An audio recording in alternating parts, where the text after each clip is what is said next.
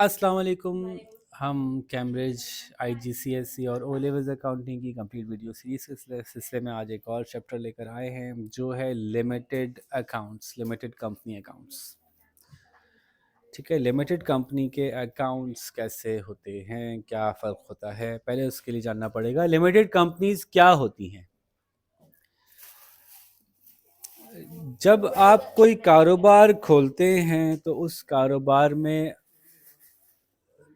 जब आप किसी से लोन लेते हैं तो उस लोन की वापसी आपकी जिम्मेदारी होती है, उस शख्स की जिम्मेदारी होती है। अगर लोन वापस नहीं किया, लोन वापस करने के लिए कंपनी के पास पैसे नहीं बचे, तो उस शख्स का ज़ाती मकान, ज़ाती गाड़ी, ज़ाती सामान बिकेगा ताकि वो लोन वापस हो सके। ठीक है, लाइबिलिटी उस शख्स के ऊपर थी, इसको कहते हैं अनलिमिटेड लाइबिलिटी है आपके ऊपर। जितनी है कारोबार की लाइबिलिटी सारी ओनर के ऊपर है। सोल प्रोपराइटर अकेला कारोबार करता है, वो भी अनलिमिटेड लाइबिलिटी होती है। पार्टनरशिप होगी तब भी अनलिमिटेड लाइबिलिटी होगी, उसी प्रोपोर्शन में जिस प्रोपोर्शन में पार्टनरशिप। 50-50 की पार्टनरशिप है तो 50 इसकी होगी, 50 उसकी होगी, आधे पैसे ये देगा, आधे पैसे ये देगा।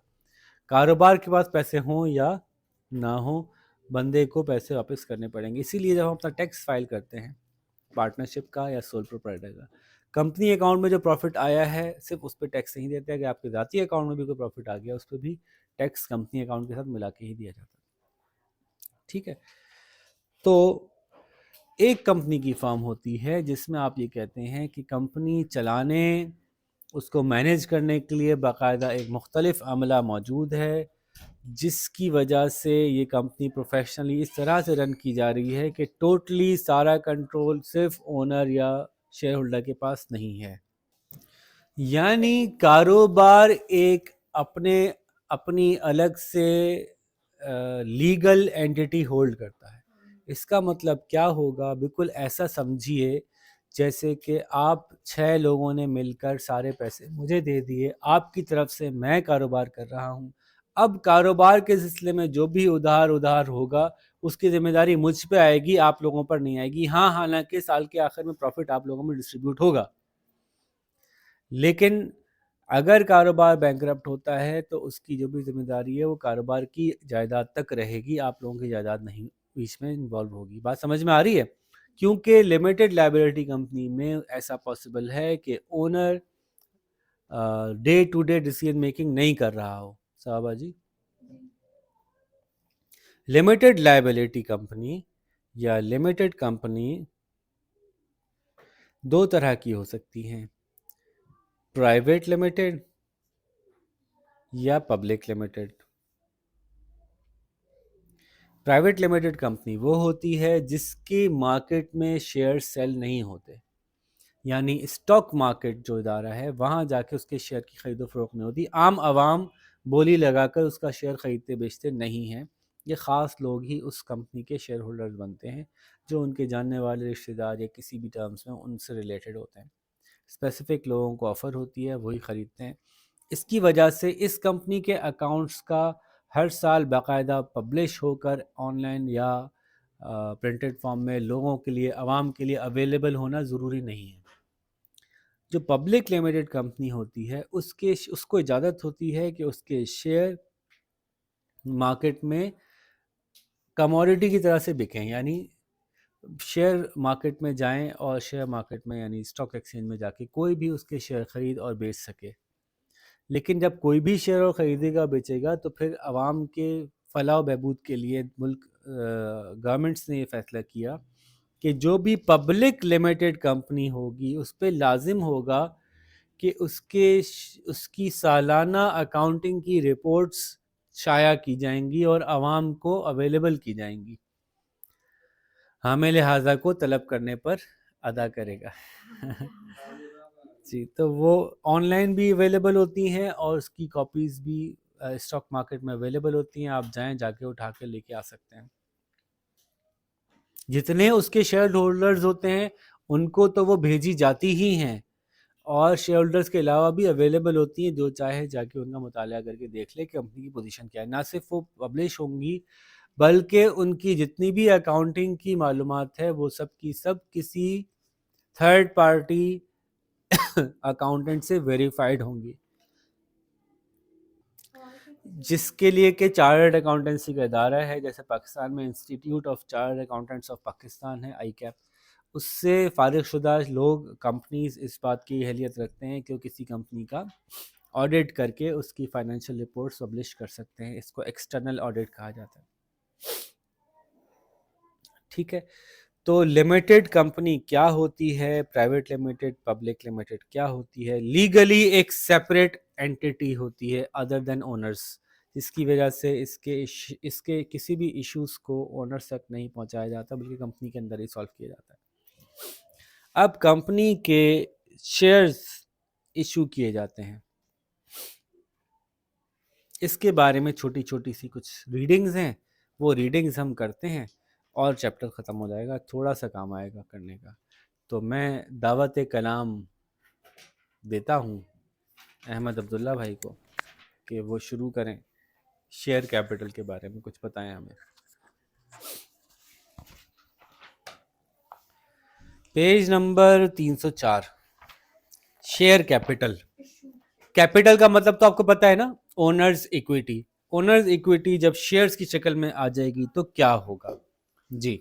When a limited company is formed, the amount of share capital required will be issued to the shareholders, and this is known as the issued share for capital. Example, company ने कहा कि हमें 10 अरब रुपए का सरमाया चाहिए इस कंपनी को खोलने के लिए, तो वो लेट सपोज एक शेयर 10 रुपए का बेचते हैं, तो उससे डिवाइड करके इतने शेयर्स निकाल देंगे। हो सकता है वो एक शेयर 100 रुपए का बेचते हो।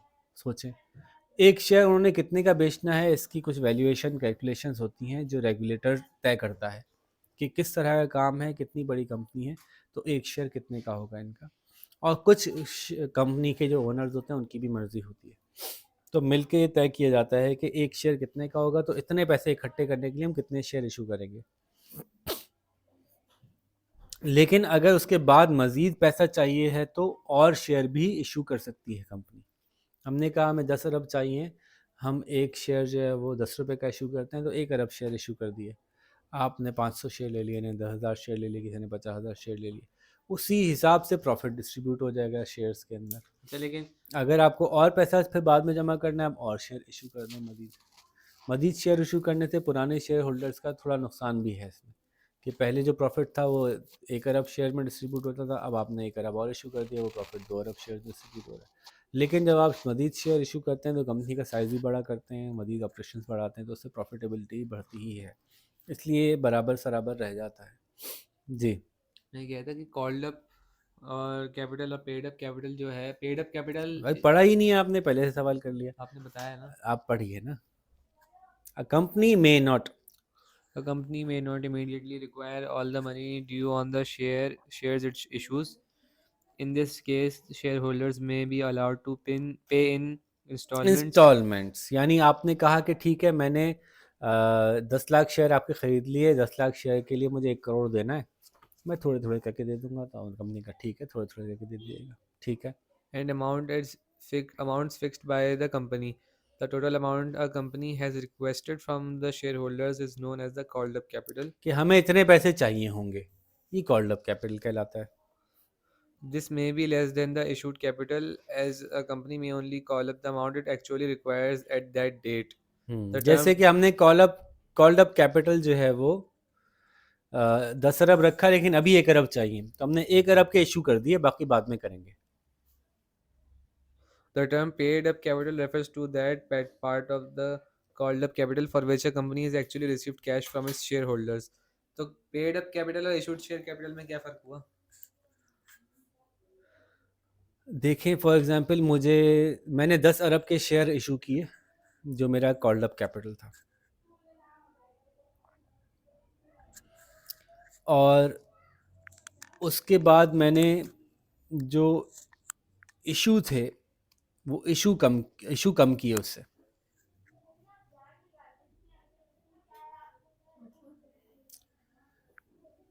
देखें क्या फरमा रहे हैं।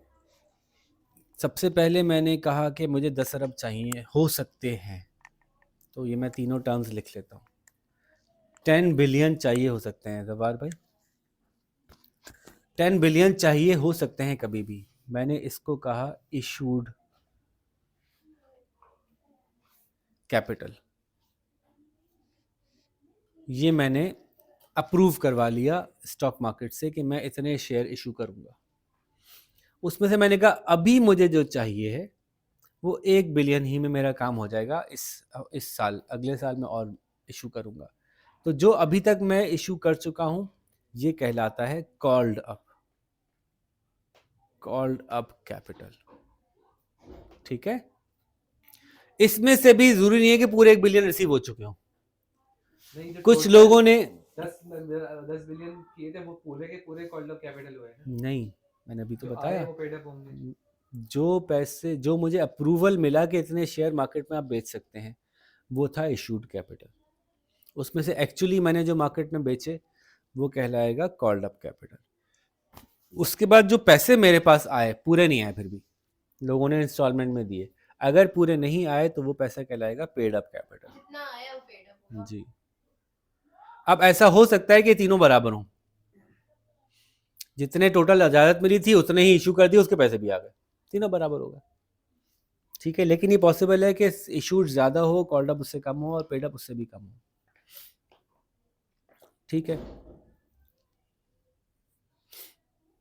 आगे एक छोटी सी इन्होंने वो दी हुई है, वॉक थ्रू दी हुई है, उसको छोड़ें। इसमें इसी का डिस्ट्रीब्यूशन दिए, 50% पेड अप था, इशूड का 50% कॉल अप किया, उसका 25% पेड अप है। तो अमाउंट बताइए, तो वो निकालने का कोई मुश्किल नहीं है। टाइप्स ऑफ शेयर्स पे बात कर लेते हैं। कंपनी के बहुत सारे शेयर्स होते हैं, शेयर की टाइप्स होती हैं। यहाँ पे जो बात कर रहे हैं उसमें बात हो रही है प्रेफरेंस शेयर और ऑर्डिनरी शेयर की। दो तरह के शेयर्स डिस्कस हो रहे हैं। जी जवार भाई को ज़रा पकड़ाइएगा माइक। प्रेफरेंस शेयर्स क्या होते हैं जवार भाई?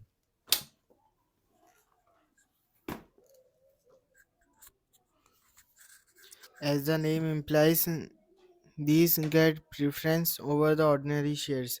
They receive a fixed rate of dividend based on the face value of the shares, which is payable before any dividend is payable to the ordinary shareholders. क्या मतलब हुआ इस बात का, बात समझ रहे हैं? मैंने कहा भाई मैं 1 अरब के शेयर इशू करता हूँ, ख़रीद लो प्लीज़। ख़रीद लिए लोगों ने, मुझे अचानक से बहुत ज़्यादा ज़रूरत हो गई पैसे की, और मेरी कंपनी के हालात ऐसे हैं कि लोग उसके ऑर्डिनरी शेयर ख़रीदने में इंटरेस्टेड नहीं हैं, पैसा बहुत ज़रूरी चाहिए, ज़रा सा पैसा मिल जाए और तो मेरी कंपनी को 4 चांद लग जाएं, लेकिन अगर नहीं मिला तो नुकसान में जा सकती है।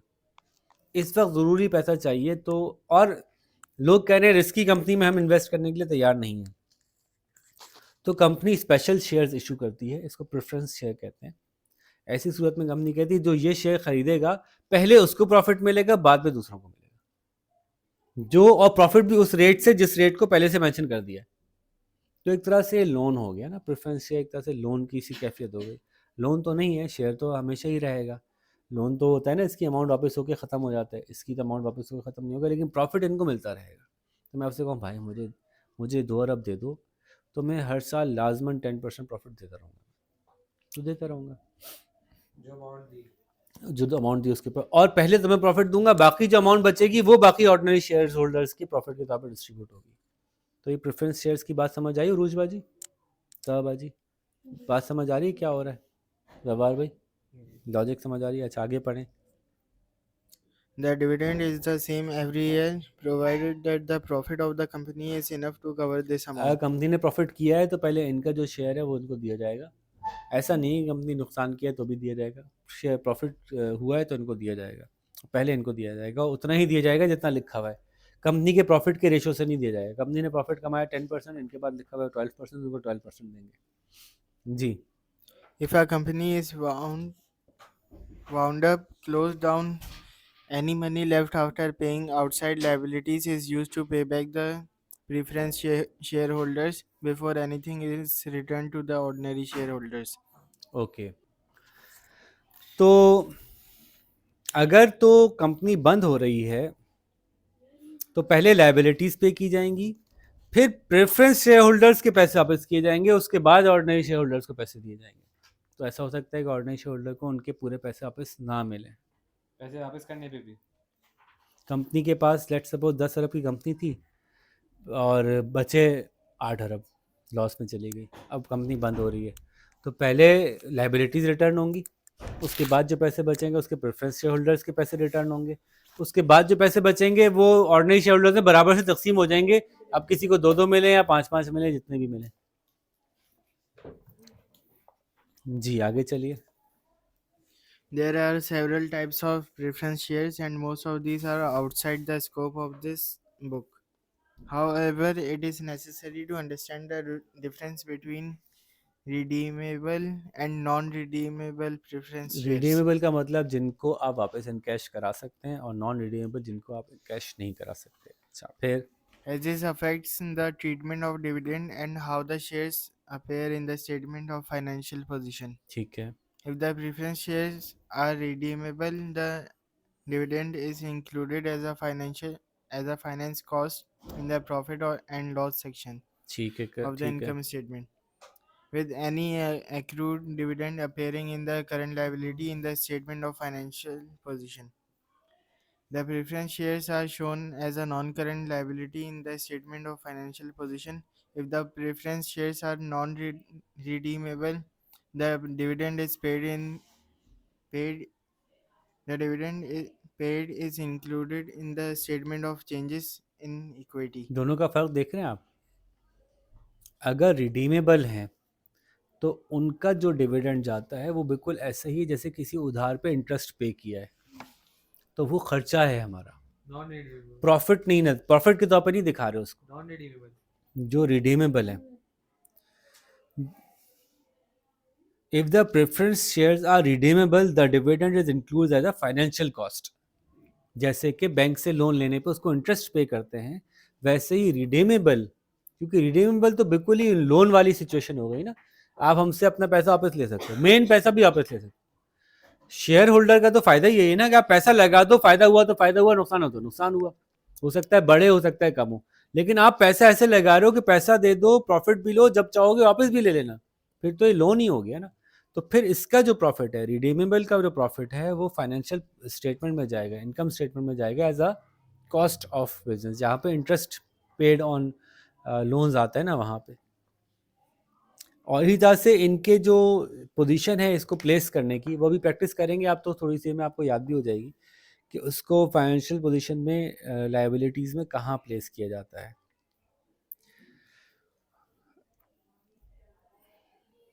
Any accrued dividend appears on the current liabilities in the statement of financial position. The preference shares are shown as non-current liabilities. Liability के तौर पे शो किए जाते हैं non-current section में। आगे चलें। If it is non-redeemable, फिर क्या होता है कि जो डिविडेंड पे किया जाता है वो statement of change in equity में ही आता है। Statement of change in equity वही वाली है जहाँ पे कि प्रॉफिट डिस्ट्रीब्यूशन कैलकुलेशन होती है, वो फाइनेंशियल पोजीशन के फाइनेंशियल के बाद बनती है।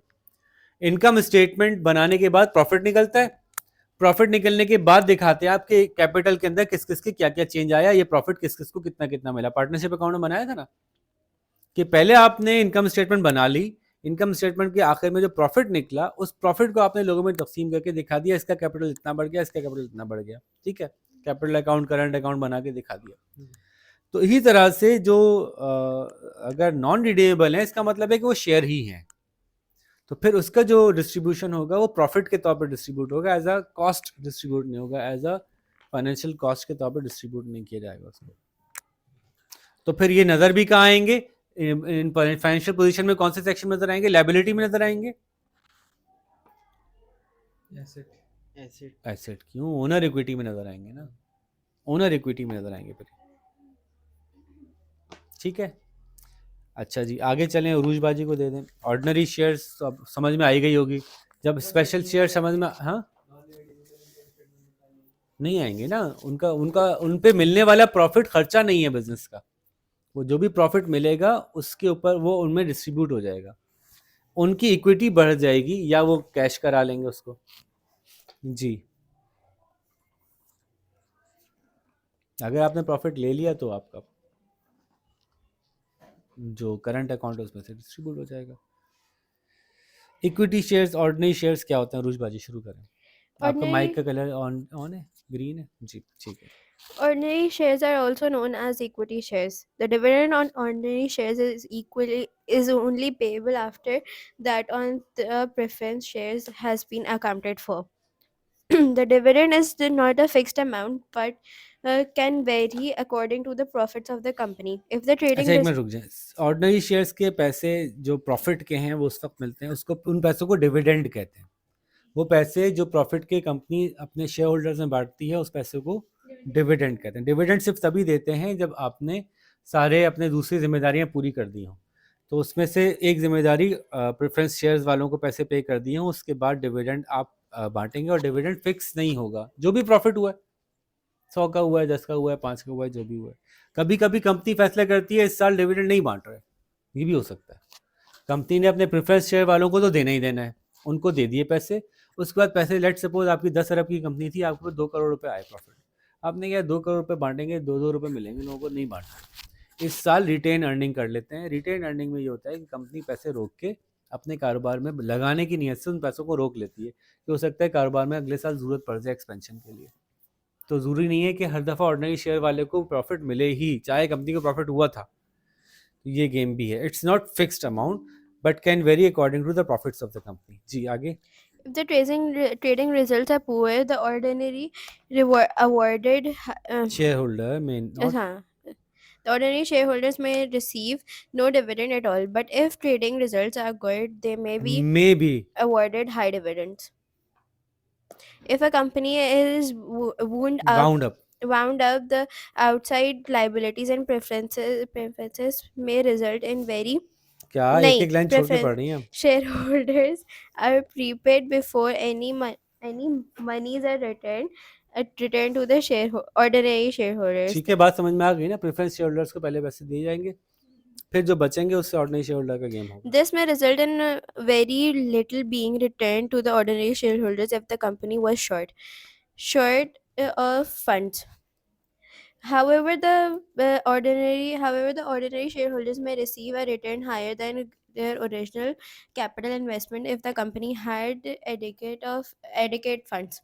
बात समझ में आई। 10 अरब की कंपनी थी, अब बंद करने का फैसला कर लिया, 120 अरब की है, तो लाइबिलिटीज वगैरह पे करके ही 15 अरब की बच गई। तो ऑर्डिनरी शेयर होल्डर्स को पहले 10 अरब के हिसाब से पैसे मिलने थे, 15 के मिल गए, तो ज़्यादा भी मिल सकते हैं। महीने सालाना प्रॉफिट तो मिलना एक अलग चीज़ है। जी Ordinary shareholders are usually entitled to vote at shareholders meeting on the basis of one vote per share. ठीक है, ये अपनी मीटिंग में वोट करते हैं। बहुत सी कंपनीज क्या करती हैं कि अपने जो मेजॉरिटी शेयर्स हैं वो रिलायबल और उन लोगों में ही डिस्ट्रीब्यूट करती हैं जिनके के वोट को वो समझती हैं कि उससे फ़ायदा होना है। तो अक्सर ऑर्डिनरी शेयर होल्डर्स वोट करने जाते ही नहीं हैं। AGM होती हैं। AGM क्या होती है?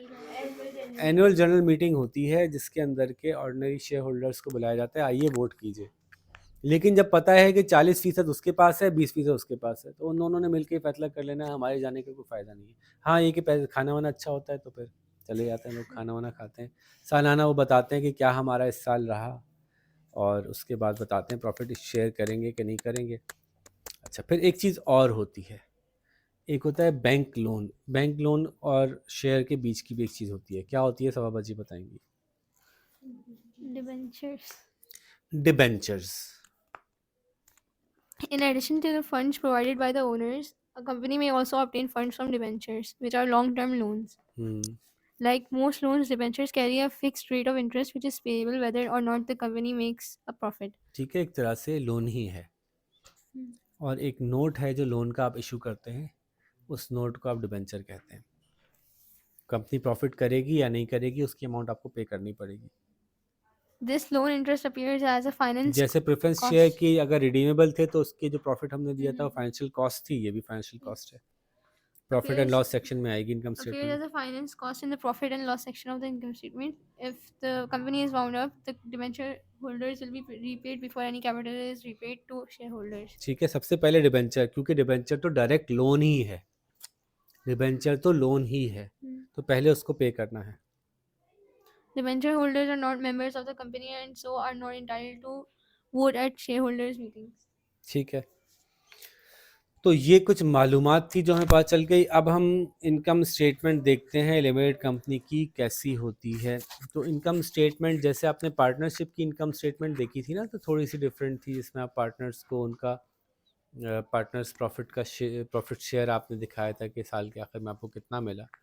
इसी तरह से जो लिमिटेड कंपनीज हैं उनकी जो एंड ऑफ ईयर स्टेटमेंट बनती है उसमें दो बातें हैं।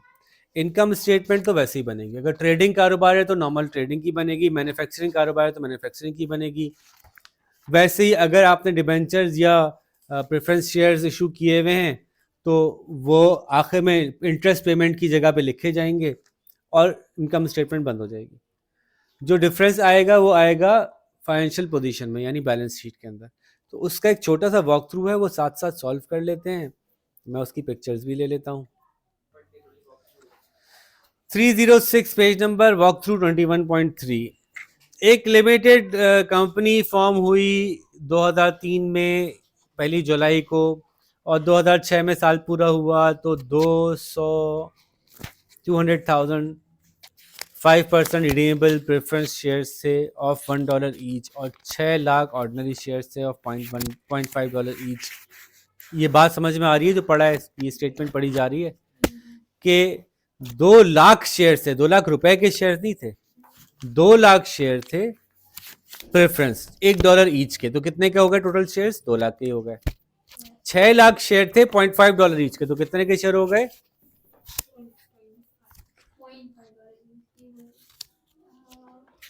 बहुत मुश्किल सवाल पूछ लिया मैंने। 6 लाख शेयर थे $0.5 ईच के, तो कितने के शेयर हुए? 3 लाख रुपए के। 2 लाख शेयर थे $1 ईच के, तो कितने के शेयर हुए? 2 लाख रुपए के। ये 5% क्या लिखा हुआ है? ये प्रॉफिट है जिनको हर सूरत मिलेगा, क्योंकि प्रेफरेंस शेयर हैं तो उससे पहले से बता देते हैं हम सालाना आपको कितना प्रॉफिट देंगे। ऑर्डिनरी शेयर के साथ कोई परसेंट नहीं लिखा हुआ, क्योंकि उस पर तो जो प्रॉफिट होगा वो मिलेगा, जो भी हुआ, अगर हुआ तो। अब मजीद इंफॉर्मेशन मिल गई। प्रॉफिट फॉर द ईयर बता दिया इन्होंने। बिफोर प्रेफरेंस शेयर $58,000 प्रॉफिट हुआ, तो इसमें से पहले किसको मिलेगा? प्रेफरेंस शेयर को मिलेगा। इसका 5%, प्रॉफिट का 5% मिलेगा या शेयर की प्राइस का 5% मिलेगा? शेयर की प्राइस का 5% मिलेगा। ओके। 2005 की जुलाई में रिटेन अर्निंग जो पहले से थी, पहले से कंपनी की कुछ प्रॉफिट हुए थे, वो इस साल आगे लेके आए, वो 41,000 थे, और उसके अलावा कुछ रिजर्व मौजूद था 45,000 का। ये वो अमाउंट्स हैं जो कंपनी ने प्रॉफिट में डिस्ट्रीब्यूट नहीं की। मैंने बताया था आपको कंपनी कभी कभी प्रॉफिट डिस्ट्रीब्यूट नहीं भी करती है। Half of the preference share dividend was paid up on 31 December and June 2006 में remaining preference share dividend outstanding था। आधा दे दिया था, आधा आउटस्टैंडिंग था। ठीक है। जून 2006 में प्रॉफिट आया था, दिसंबर 2005 में आधा दे दिया था, और जून 2006 तक आधा आउटस्टैंडिंग था। The proposed final ordinary share dividend जो है वो 30,000 था 2005 के आखिर में, जो कि पे किया था सितंबर 2005 में। और बीच में भी इंटरिम डिविडेंड, मतलब बीच में भी डिविडेंड दिया गया 24,000 का, जो मार्च 2006 में दिया गया। ये सारी चीजें आपको करके दिखाएंगे अभी हम। जून 2006 में डायरेक्टर्स ने रेकमेंड किया कि 8,000 जनरल रिजर्व में डाल दिए जाएं और पेमेंट ऑफ ऑर्डिनरी डिविडेंड 8% पे कर दिया जाए। ठीक है, ये सारी मालूमात आपने देख ली। अब आप सोच रहे होंगे कि इसका क्या किया जाए, तो जो किया जाएगा वो मैं आपको दिखाता हूँ। ये मालूमात अपनी नज़रों के सामने रखिएगा और देखिएगा बैलेंस ऑर्डिनरी शेयर का कितना लिखा हुआ है। देखिए उरूज बाजी जाग रही है, 3 लाख रुपए। जनरल रिजर्व कितना लिखा हुआ है? 45,000 रुपए। रिटेन अर्निंग कितनी लिखी हुई है? 41,000 रुपए। और टोटल कितना आ रहा है? 3,86,000। आनंद लिमिटेड की statement of change in equity बना रहे हैं हम। उसमें ये अमाउंट्स आ गई। इस साल जो प्रॉफिट हुआ उसमें से रिटेन अर्निंग में जाएंगी।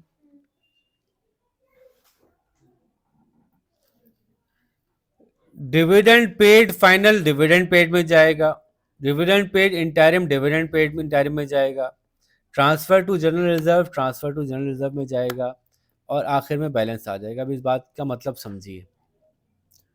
अभी हम प्रेफरेंस शेयर की बात नहीं कर रहे हैं, ठीक है। अभी हम बात कर रहे हैं ऑर्डिनरी शेयर की। तो देखिए ये अमाउंट्स का डिस्ट्रीब्यूशन समझिए। शेयर होल्डर की अमाउंट जो ऑर्डिनरी शेयर कैपिटल है ये बढ़ेगी नहीं जब तक क्या मजीद शेयर इशू नहीं करेंगे। ये बात समझ आ रही है? आपको जब प्रॉफिट होता है, देखें अगर आप वो हैं सोल प्रोप्राइटर हैं, आपको कोई प्रॉफिट हुआ, आपने वो नहीं लिया, उससे आपने अपना शेयर बढ़ा लिया। ये लॉजिक कहीं होती थी किसी ज़माने में, लेकिन कंपनीज के शेयर्स में ये लॉजिक नहीं होती।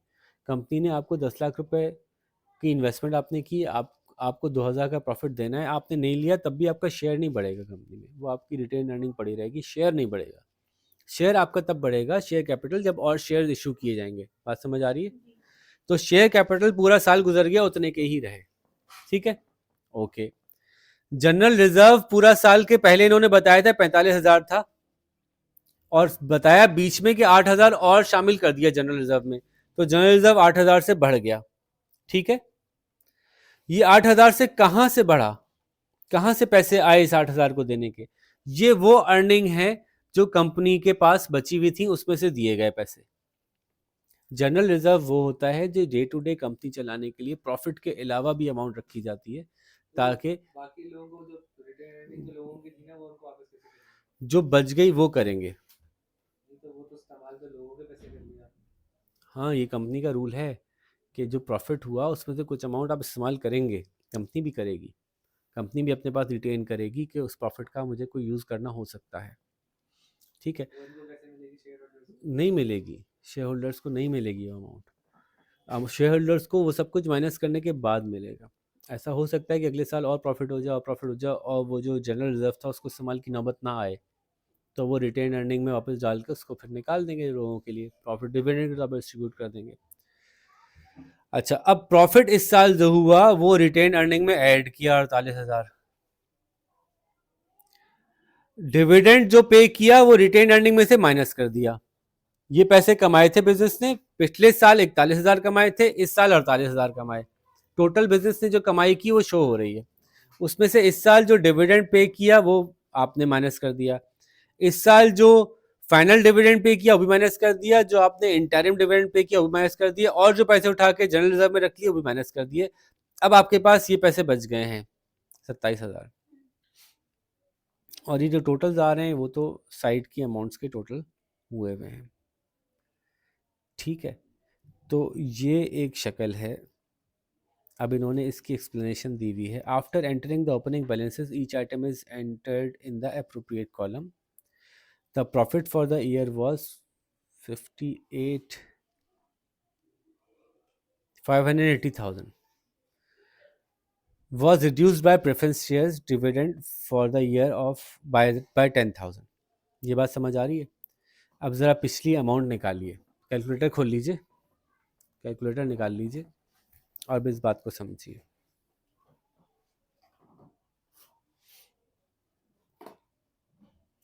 सबसे पहला पॉइंट था द प्रॉफिट वाज 58,000। 58,000 में से माइनस करें आप 2 लाख का 5%। 2 लाख का 5% कैसे निकालते हैं? 200,000 मल्टीप्लाइड बाय 5 डिवाइड बाय 100, ऐसे कर लें। 2 लाख का 5% कितना आता है? 10,000 आ रहा है आपका? 2 लाख का 5% 10,000 आता है। प्रॉफिट में से वो 10,000 पहले आपने माइनस कर दिया, कितना बच गया?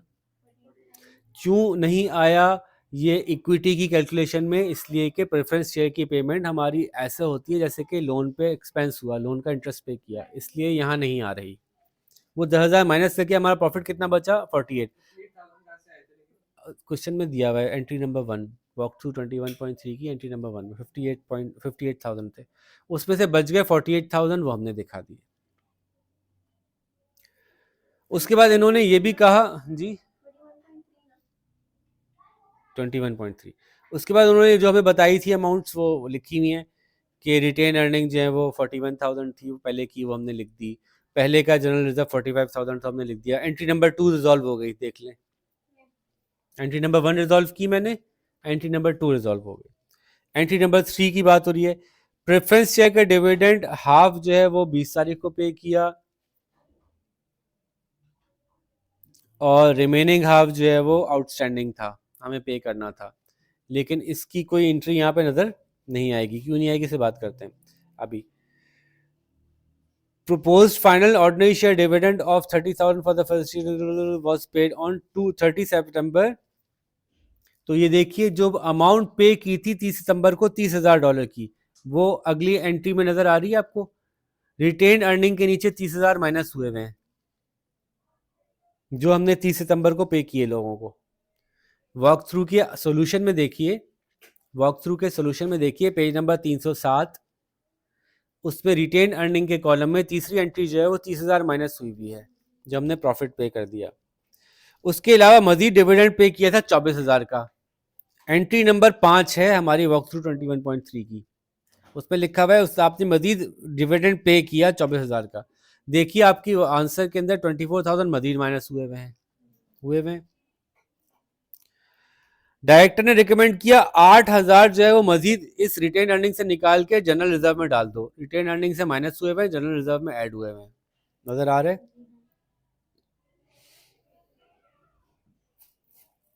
Payment of an ordinary share at the rate of 8%। अब ये जो प्रपोजल है ना, directors have recommended that the payment of an ordinary share eight 8% would be made, तो वो अभी हुई नहीं है, इसलिए यहां पे नजर नहीं आ रही। ये आपका बैलेंस बन गया, ठीक है।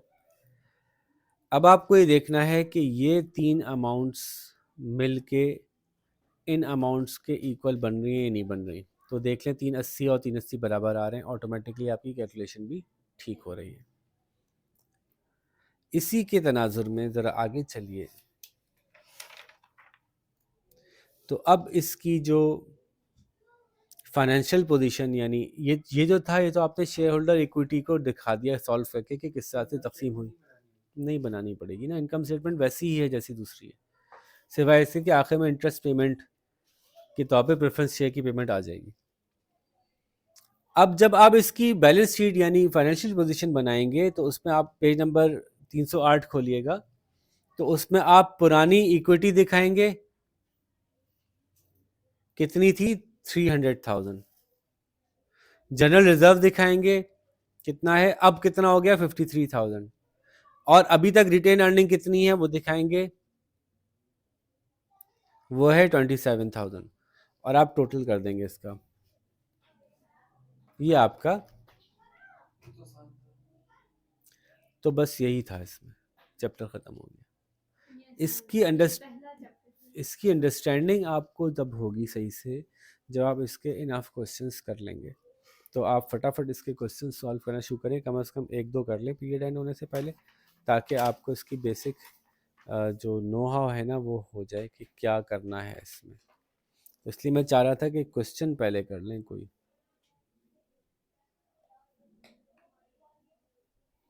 ठीक है, तो यहाँ पे हम आपसे इजाज़त चाहेंगे। अपना बहुत सारा ख्याल रख लें। अल्लाह हाफ़िज़।